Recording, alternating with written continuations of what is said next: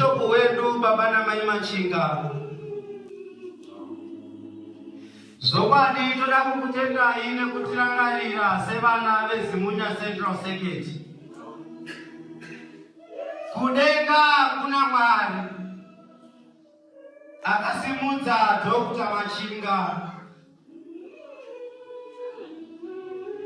munazogara munyasha.